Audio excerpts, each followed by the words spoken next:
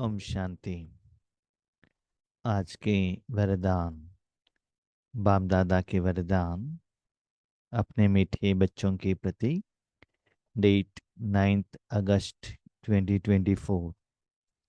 वरदान है, एकाग्रता की शक्ति से परवश स्थिति को परिवर्तन करने वाले अधिकारी आत्मा भव। एकाग्रता की शक्ति से परवश स्थिति को परिवर्तन करने वाले अधिकारी आत्मा भव। हम कौन हैं? आत्मा है। आत्मा क्या चाहती है? कि सदा शांत रहे, सदा सुखी रहे, सदा संतुष्ट रहे, सदा आनंद में रहे। ये सभी चाहती है। चाहता कौन है? आत्मा है। तो आत्मा को ये सभी चाहिए।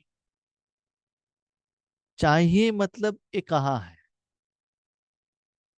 आत्मा तो एक एनर्जी है ना, जिसके साथ में कनेक्शन में होती है, योग में होती है, उसमें जो गुण है उसका अनुभव आत्मा करती है। जो भी आत्मा को अच्छा लगता है, कि कहते हैं ना, मुझे शांति चाहिए, मुझे आनंद चाहिए, मुझे प्रेम चाहिए, तो वो आत्मा में ही है या परमात्मा में ही है। लेकिन हम लोग क्या करते हैं, हमारे मन बुद्धि को आत्मा में या परमात्मा में नहीं रखते हैं। परवश,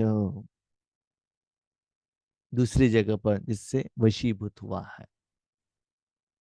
जैसे कोई दारू पीता है तो अपना मन बुद्धि उसको कंट्रोल में नहीं रहता, अपना शरीर कंट्रोल में नहीं रहता है, हिलता है ना, परवश हो गया है।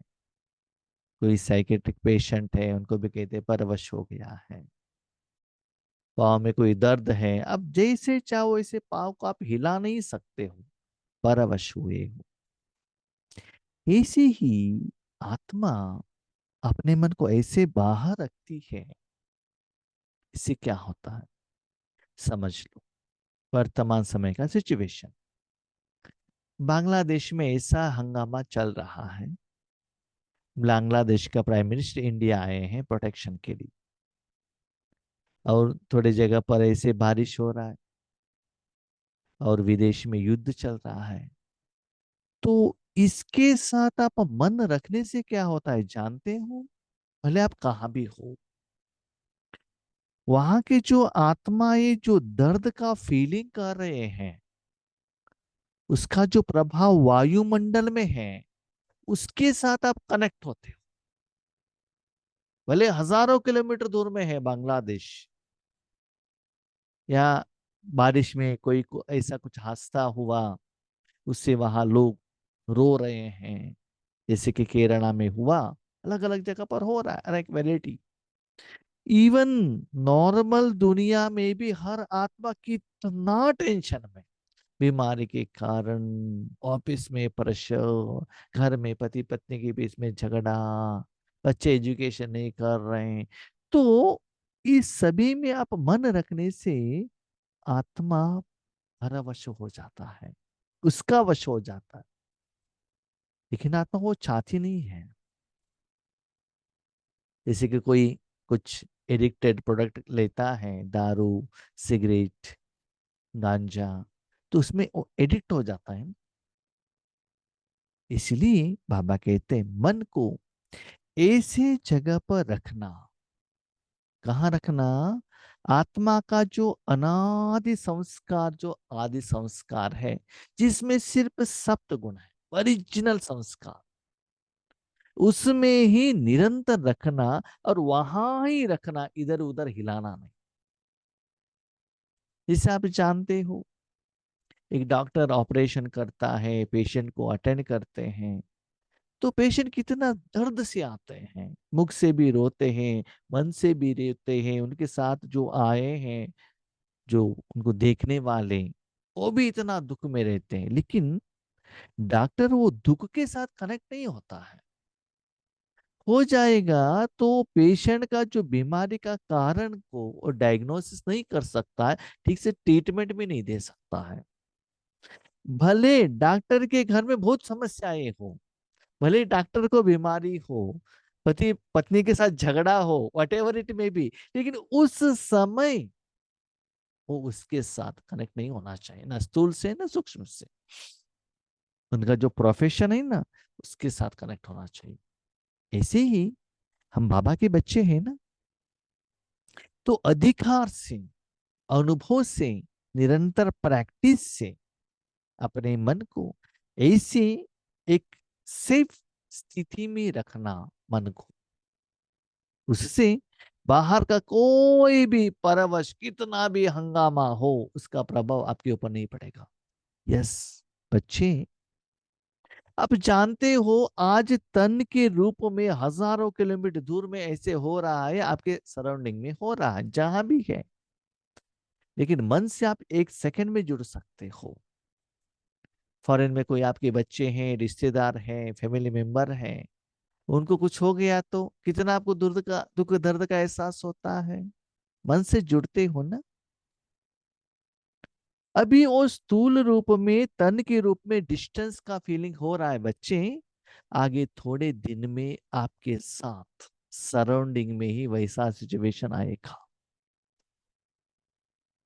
उसी में आपको रहना पड़ेगा। तो उस समय उसमें मन न रखते हुए, सिचुएशन में, वायुमंडल में, वातावरण में न रखते हुए, अपने ओरिजिनल स्टेज में रखना। आज बाबा ने यहां तक कहा, बच्चे, मन बुद्धि को सिर्फ आत्मा में ही रखना। किस आत्मा में? आदि अनादि का स्वरूप की आत्मा में। सत्य तेता द्वापर कलयुग संगम युग में आपने शरीर द्वारा जो कर्म किया, जो कर्म किया, जो कर्मों का फल संस्कार रूप में रिकॉर्डेड है, उसमें भी मन नहीं रखना चाहिए। जैसे कि आपने व्हाइट कपड़ा पहना है, तो सिर्फ व्हाइट कपड़ाएं पहनो। नॉर्मल आप देखते हैं ना, हम जो बी के भाई बहने हैं, व्हाइट कपड़े पहनते हैं तो नेचुरल रूप में रहते हैं, माना एक्स्ट्रा कुछ शरीर को भी न श्रृंगारते हैं, न कोई गहने भी नहीं पहनते हैं। भले आपके पास कितना भी अच्छा कपड़े हो, गंदे कपड़े हो, फटा हुआ हो, कुछ भी हो, लेकिन आप अभी किसने क्या पहना है? अपने व्हाइट, इसके साथ कनेक्टेड रहो, नेचुरल, ओरिजिनल, इसमें कुछ कलर ऐड नहीं किया है। ऐसे ही मन बुद्धि को उस स्थिति में रख, उससे देखो आप कितना सेफ रहते हो। न केवल सेफ रहते हो, मन बुद्धि को वहां रखने के कारण आपके द्वारा जो शांति का अनुभव आपको हो रहा है ना, वो वाइब्रेशन दुनिया की तरफ जाएगा और वो लोग भी शांत हो जाएंगे। मैंने बहुत जगह पर देखा है, कोई रो रहे हैं, किसी ने शरीर त्याग कर दिया। लास्ट वीक में एक आत्मा, बाबा के बच्चे ने शरीर को त्याग कर दिया, तो उनके बॉडी को उनके लौकी गांव में लेकर गए थे। वहां एक निमित्त टीचर बहन आई थी। आते ही वहां का जो वायुमंडल चेंज हुआ और रोने वाले कम हो गए। इसका मतलब क्या है? वहां रहने से उस आत्मा द्वारा वहां के एक वायुमंडल चेंज होता, नहीं तो एक आ गए रोने लगे, दूसरे भी रोने लगे, तीसरे भी रोने लगे, सभी रोने का वायुमंडल आ जाता है। मन से भी रोते, मुख से भी रोते हैं। और एक पावरफुल आत्मा आ गया, शांति देने वाला, सभी का रोना बंद। भले मन में रो रहे हैं, लेकिन मुख से नहीं आ रहा है, आंखों से आंसू नहीं आता है। तो मन का भाव भी वातावरण में, वायुमंडल में आत्मा के ऊपर प्रभाव पड़ता है ना। वैसे ही बाबा ने हमको एजुकेशन दिया है, ट्रेनिंग दिया है, और आज बाबा अधिकार भी दे रहा है। क्या अधिकार दे रहा है? बच्चे, आप कहां भी रहो, अपने मन को उसी स्थिति में रखो। जैसे कोई पुलिस रहता है, मिलिट्री रहते हैं, जहां भी रहते हैं, गवर्नमेंट का लॉ प्रोटेक्शन करने के उस स्मृति में वो लोग रहते हैं ना। तो आप भी रूहानी मिलिट्री वाले हो, सदा उस ड्रेस को पहन कर रहना। तब देखना उसका असर आपके ऊपर कितना पड़ता है, दुनिया के ऊपर कितना पड़ता है, विश्व के ऊपर कितना पड़ता है, आपके घर में कितना पड़ता है। इसलिए बच्चे निरंतर अपना मन, बुद्धि सब उसी ओरिजिनल शक्ति रूपी स्थिति में रखना। इससे परवश स्थिति का प्रभाव विकार से, कोई आत्मा से, अपने ही संस्कार और किसी का संस्कार, उसका वश नहीं होना। एक बार आपने डिसाइड कर लिया कि मुझे शादी नहीं करना है, लोग कुछ भी कहे, हाँ हाँ हाँ हाँ मुख से कहो, लेकिन मन से मुझे क्या करना है, आई नो, बस उसमें पक्का, उसमें हिलना नहीं। लेकिन उनके आगे लोगों के साथ झगड़ा नहीं करना है, हाँ करना है, लेकिन अंदर से आपको क्या करना है ये पक्का मालूम रहना चाहिए। तो बाबा कहते हैं, ऐसी अपनी स्थिति को परिवर्तन करने वाले अधिकारी भव। तो वो अधिकार आज बाबा हम बच्चों को ट्रांसफर कर रहे हैं। तो आप बच्चों ने पाया है, तो सुबह से रात तक उसका प्रैक्टिस करो, तो आपका हो जाएगा। जैसे हम स्कूल में जाते थे, मैथमेटिक्स का सम देते थे, अकाउंटेंसी का कुछ समय देते थे, घर में आने के बाद बार बार बार बार वैसे ही इक्वलेंट क्वेश्चंस को आंसर लिखते थे, तब वो विधि हमारा हो जाता था, हमको समझ में आ जाता था वो क्या है। ऐसे आज का दिन बच्चे ये प्रैक्टिस करना, तब आपको स्वस्थिति क्या है, परस्थिति क्या है, परस्थिति उसमें मन रखने के कारण उसका प्रभाव आप में आ गया। शरीर को घर से बाहर निकलने के कारण बाहर का धूप या ठंडी या बारिश, मट्टी, उसका प्रभाव होता है ना।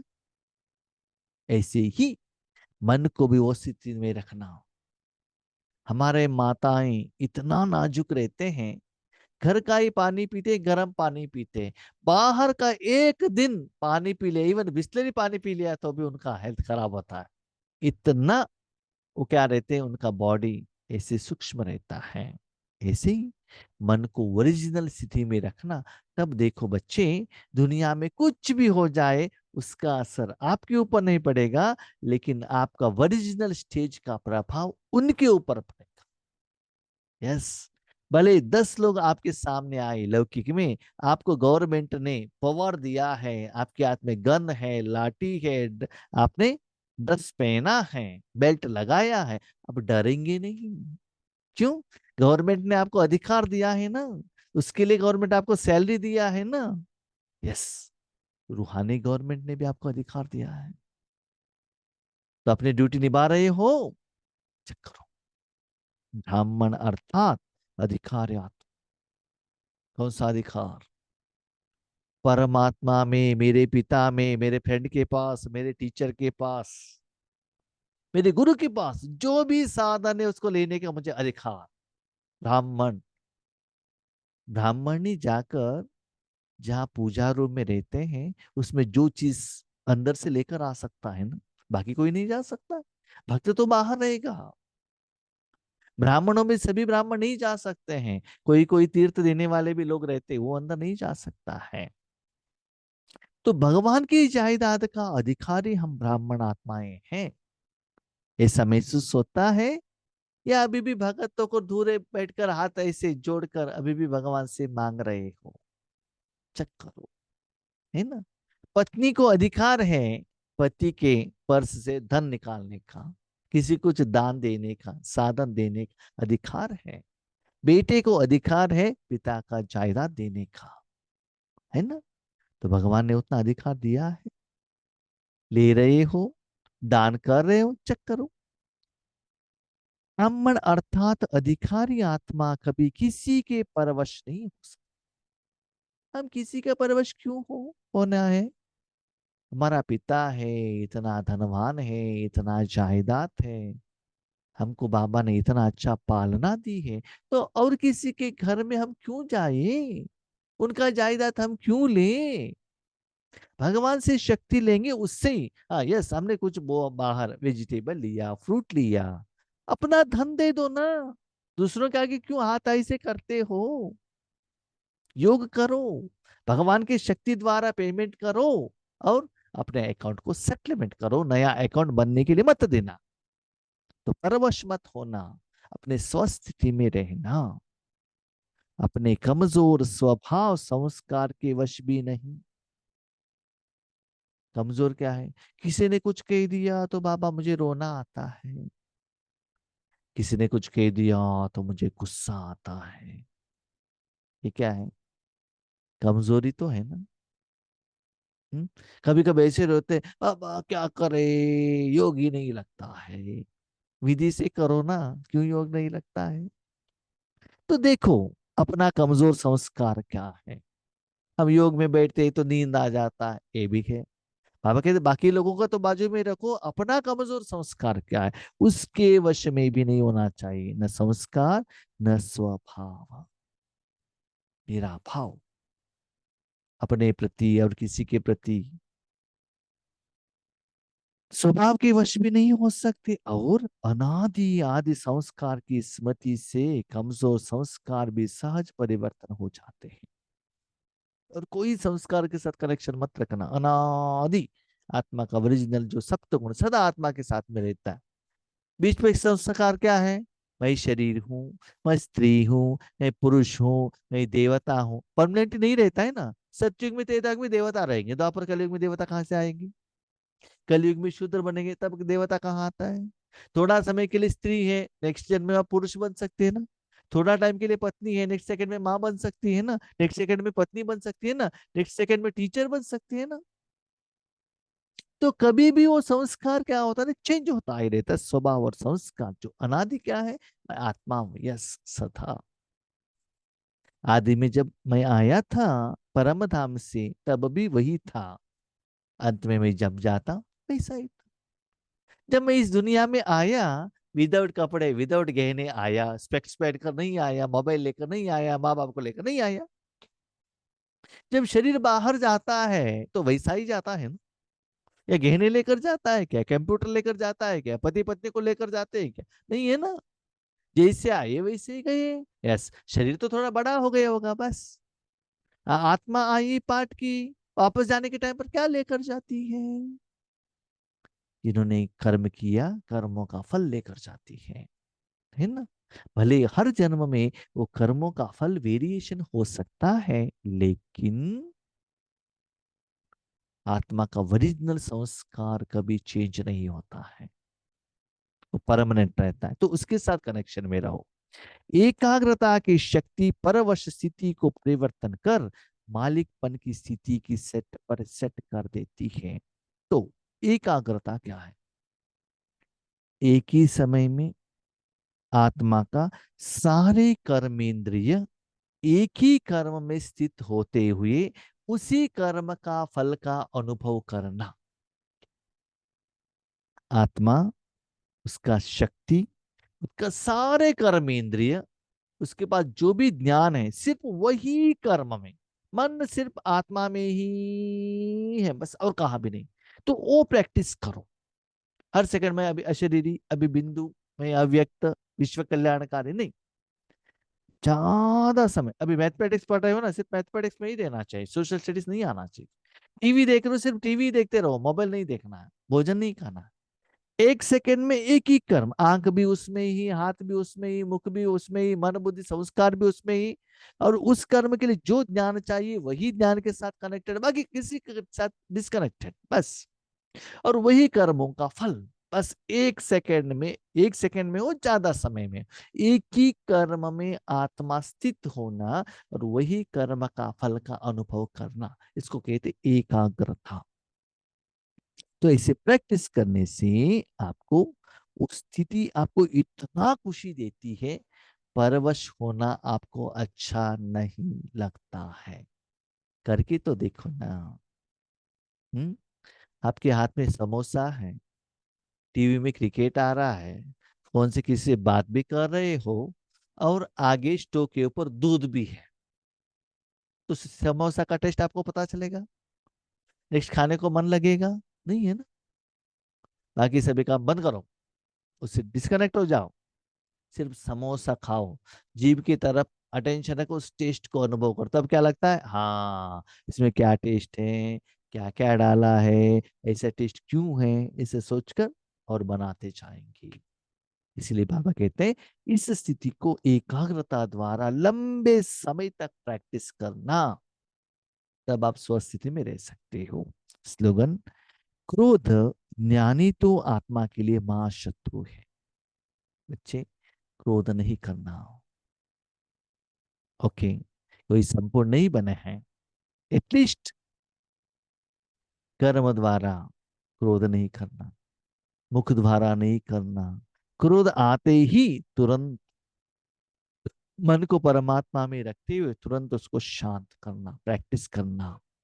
इसीलिए क्रोध में आएंगे ना, तो आप कितना भी अच्छा सेवा करो, भाषण करो, 1 सेकेंड का आपका क्रोध, इतना समय तक आपने जो भी सेवा की है ना, वो पानी में मिल जाएगा। ठीक है, इसलिए वो महान शत्रु है। शत्रु को कभी भी अपने घर में मत रखना, मित्र को रखना। ठीक है, अच्छा, ओम शांति।